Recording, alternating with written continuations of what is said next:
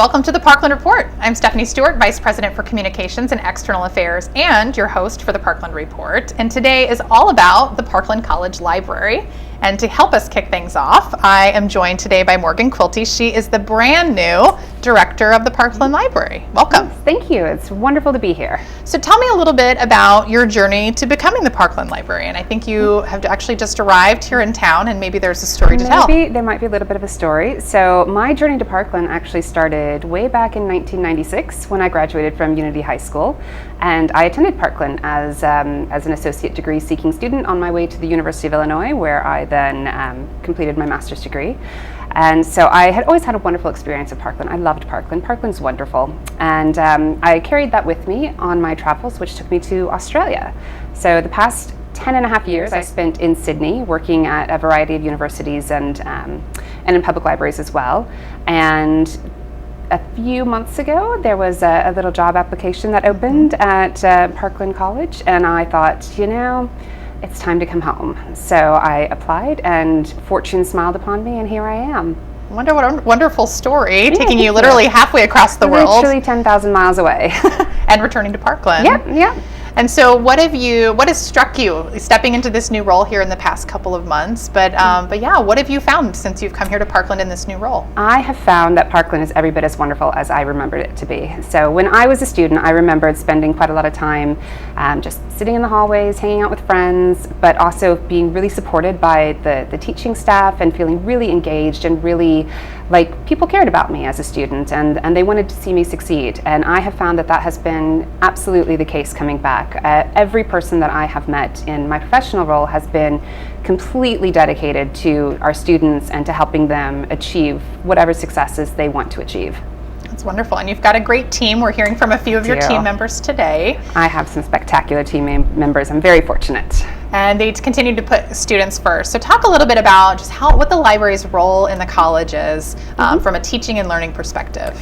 So we tend to be quite a supportive role as well as an instructional role. So we have a little bit of a dual purpose. So we provide all kinds of resources for our students to use in their studies. So that's books, that's journals, that's streaming media. We have DVDs, we have CDs. There's actually still a few CDs around, which is pretty cool. Do you have any 8-tracks or cassette tapes? Those might be in a closet somewhere, but they're not actually on the library floor. Still the got CDs a are on the library floor. House. There's VCR upstairs, so we've still got some technology from the 90s.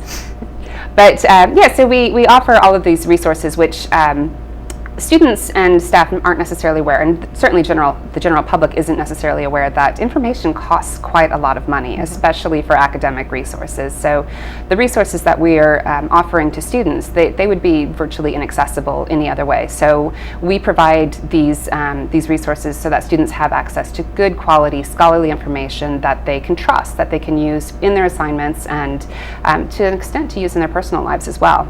And so while we offer the access to the resources are great, but if you don't know how to use them, then you're kind of stuck. So we also offer instructional services where we teach students about good information finding practices. So we recognize that Google is in our lives, there's no escaping it.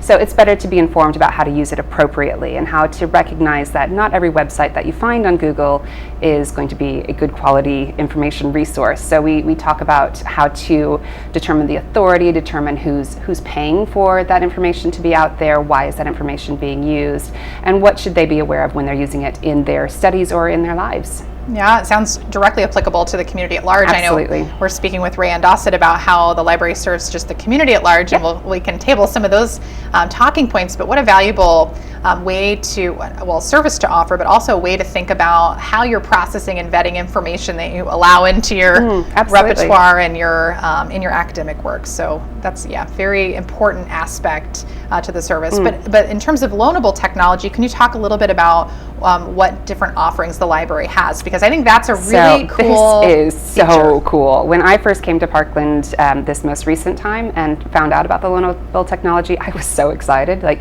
there's a GoPro for dogs. Did you know that? I didn't know that. We have a harness that allows you to attach a GoPro to your dog, which is it currently checked out? I think it might be. I don't have a dog, but I could find one. I could find one too. I'm on the hunt for a dog so that I can experience a dog's life. Yeah, it sounds so fun. But so we have laptops, we have Chromebooks, we have calculators, which calculators are still really popular. I mean, who knew? The TI-83 and the stuff? TI-83, the TI-84, they are checked out every single day. It is amazing. So we have these resources available to students to use. They can take them home. They can keep them for, in terms of the laptops, up to 3 days. So, I mean, that's a really great way for students to be able to, if they don't necessarily have access to technology at home, they can have that access and be able to do their schoolwork and not be disadvantaged in any way by not necessarily having that technology available to them in any other capacity. So it's a really great program, and I'm really proud of it, and I'm very glad to be a part of offering it. Yeah, one of the things we really talk about a lot is the community college is just about access in general, that we're a place that people can come who, maybe they thought higher education was a little bit out of their reach, or maybe they want a place that has that welcoming feeling. And so the library is really a place that provides Absolutely. both of those aspects that are really important to the success of our students. And especially if they don't have to buy that calculator, if they don't have to, buy that particular book, they can, rent it from the library, then it becomes in reach. They can spend those dollars on something else On more courses. There you go. Precisely. So thinking about the year ahead, or the years ahead, as the new library director, talk a little bit about what's on the horizon. What's top of mind for you in this role, and where do you see the library heading in the next 2 to 3 years? So I am very much about collaboration. I'm really looking forward to expanding the library's collaboration with our faculty and with our administrative staff and with our students as well. So really learning about what it is that our faculty want to achieve and how the library can support them in doing that, and making sure that we have the resources that the students expect and helping them to really engage with the resources to be successful, to achieve their educational goals. So I'm looking towards fostering more collaborative projects. I believe you have a project that we're going to be talking about a little later with some of our wonderful colleagues, and expanding the library's outreach program. So looking more at how can we get out into the community, how can we get out into the various Parkland events and really promote ourselves so that people know what the library is, what the library offers, and just how much we can provide them with benefits. Well, wonderful. Well, Morgan, thank you very much for being on the show. We have some great interviews in store for the rest of the episode. And with that, we'll take a break. Hello, I'm Morgan Quilty, and on August 1st, I joined Parkland College as the director of the library. I'm very excited to be back at Parkland, as I've been on the other side of the Parkland experience. I completed my associate's degree here, and I've taken community education classes as well. Like many of our students, I'm a Champaign County local. I grew up in Pesotum, graduated from Unity High School, and came to Parkland for a transfer program to the U of I. At the U of I completed my bachelor's degree in sociology and stayed on to earn a master's degree in library science.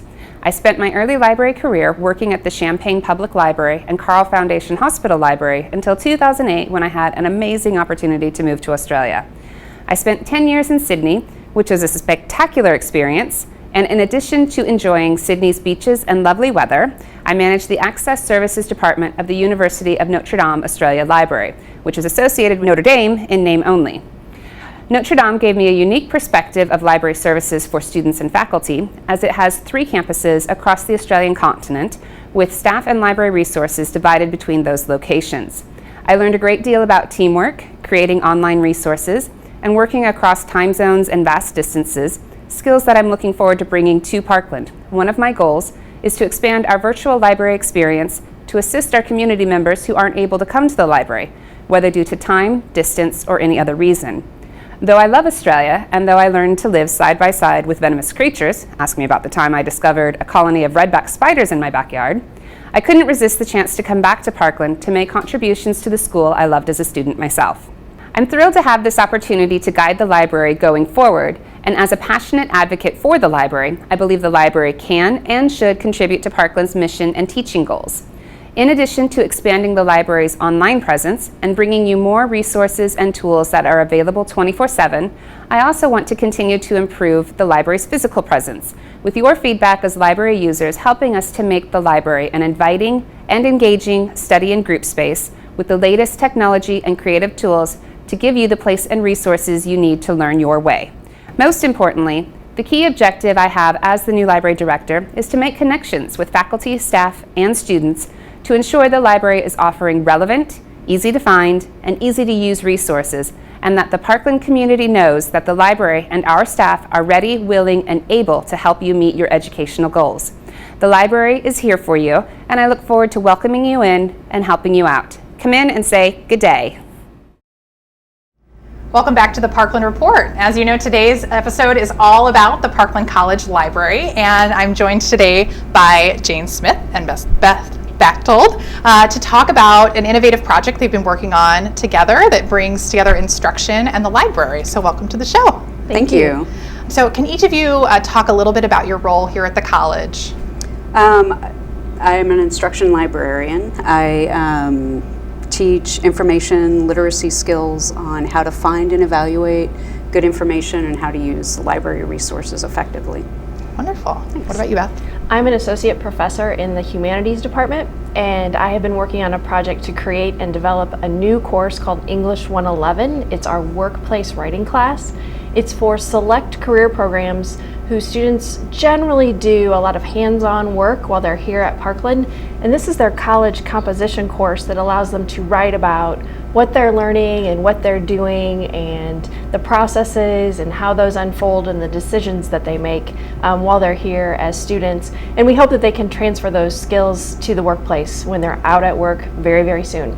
That's excellent. So what types of programs are they part of? What are their home programs when they're coming to you? Great question. So we've had students in automotive technology, diesel technology, CNH, HVAC. We have had students in our precision ag and horticulture programs, ag business management, and construction management. Oh, wonderful. So this is directly applicable to the work they're getting ready to go do in the workplace. So tell me a little bit about the collaboration that you all have started and that your students are engaging in with the library.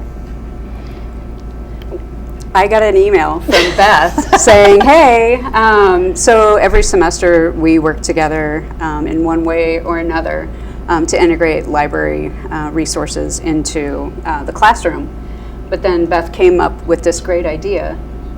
I think it's really important that my students are familiar with the library as a resource. Parkland's library is wonderful, but as they finish here at Parkland, I want them to be comfortable with using a library and knowing that it's beyond books. So I know that we have 3D printing here in our library. I know that that's very hands-on, very tactile. So I wanted to integrate the process of 3D printing and as well as the future of the use of additive manufacturing in all of these industries. And so I wanted to work with Jane to have them do 3D printing as well as research what's happening in their fields. That's wonderful. And Jane, you know, thinking about a library in general, it's beyond books now, that there are lots more innovative things. So can you talk a little bit about how the library was equipped to even begin this partnership in the first place? Well, yeah, we in the library try to get new technologies so that students that maybe can't afford to use those types of resources,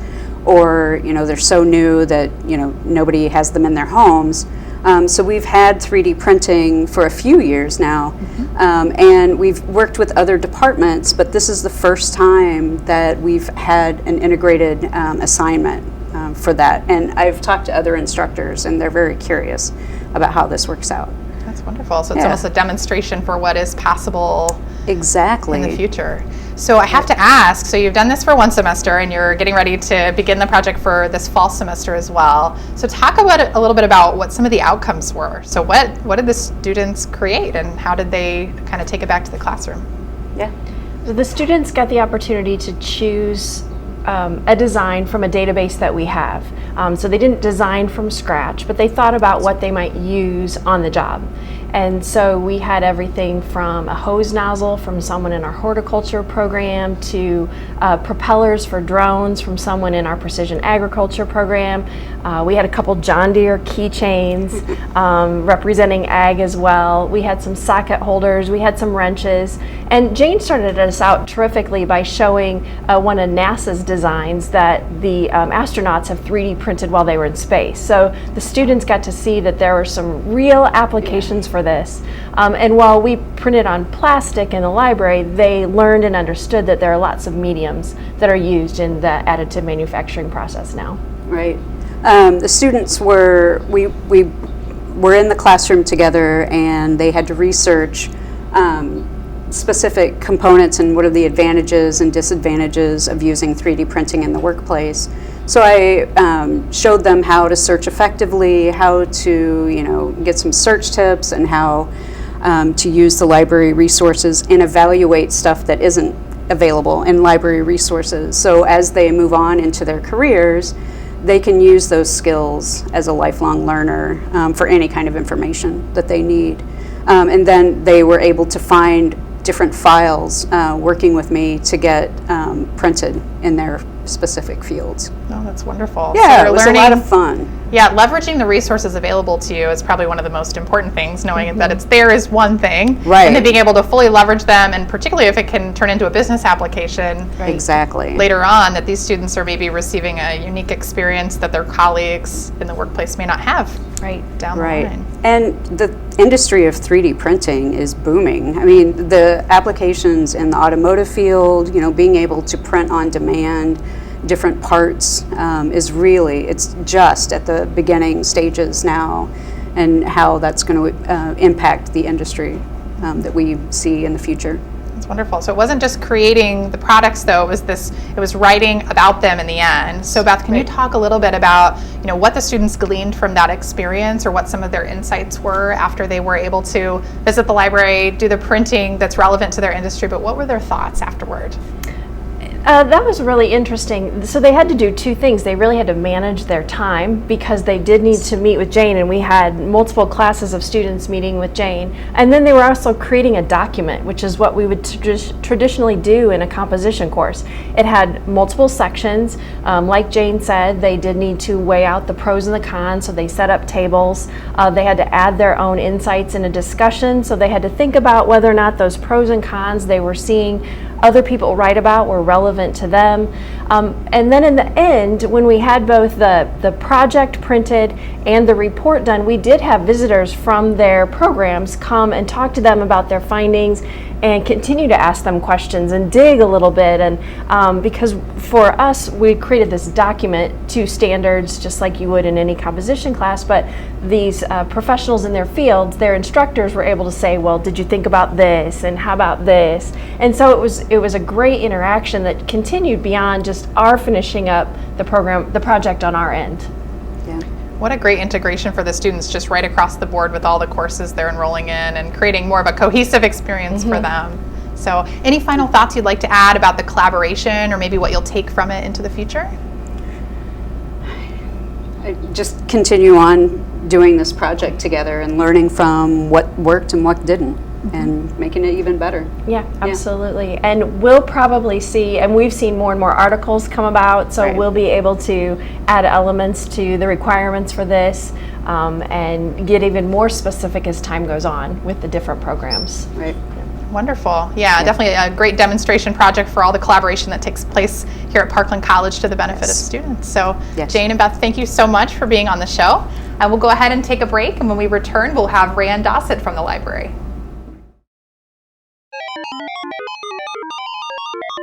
Derek Dallas has been assigning projects in his 3D animation and modeling classes, so a lot of those students are coming in to print models that they've designed in class and for class. We have other students that are using it for personal projects, as far as printing game pieces for tabletop gaming, printing replacement chess pieces, and there are a lot of students as well who are just coming in with models that they've downloaded from the internet that they can come in and print out here with us. Any design will have to be an STL file to be printed. There are a multitude of programs that you could use to create them.